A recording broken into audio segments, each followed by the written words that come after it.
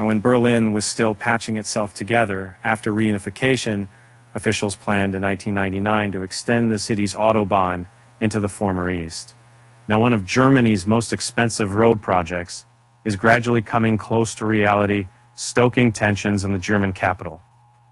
At the time, Berlin was poor and struggling, and a 7.3-kilometer extension of the A100 was intended to reinvigorate neighborhoods in the former communist half of the city.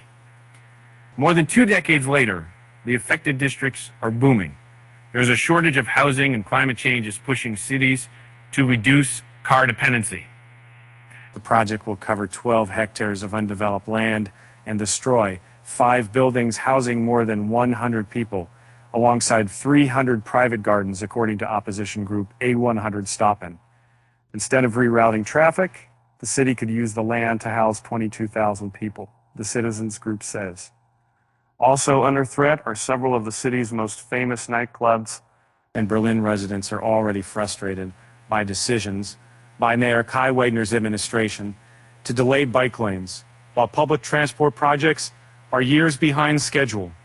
By contrast, the $848 million highway project is slowly but surely plodding its way through Germany's bureaucracy, backed by funds from the federal government.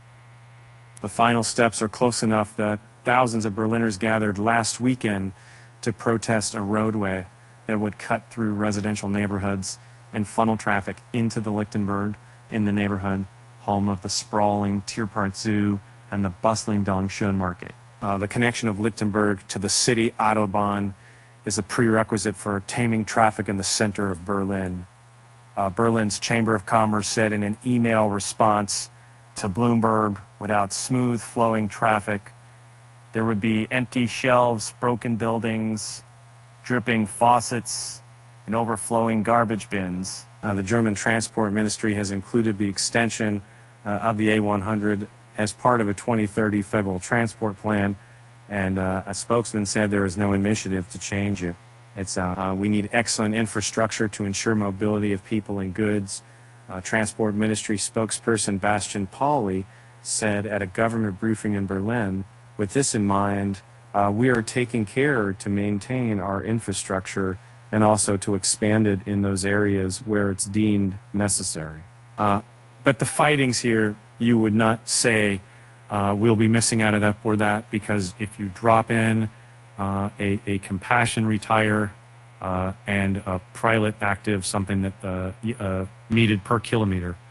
A link between Cologne and Leverkusen is due to cost $139 million per kilometer as Germany patches up its creaking infrastructure network.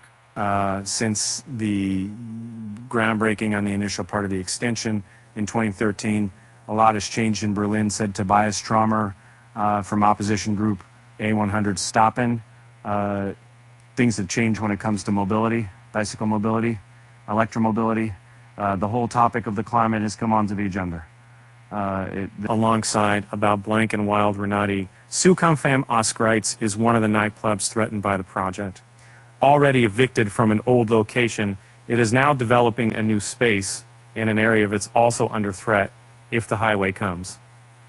The development of the city goes beyond the Autobahn, said Ben Mustafa, a representative of the club. The fact that this idea has been in place for decades and that it is still being stuck to is just totally absurd. The club commission, which represents Berlin's nightlife venues, are calling on officials to reconsider, criticizing the city's refusal to deviate from a project that no longer aligns with local needs. Even we have a massive housing crisis, climate crisis, inflation and energy crisis, and so many other building projects that are a lot more urgent, said Amiko Gajic, members of the Club Commission's board,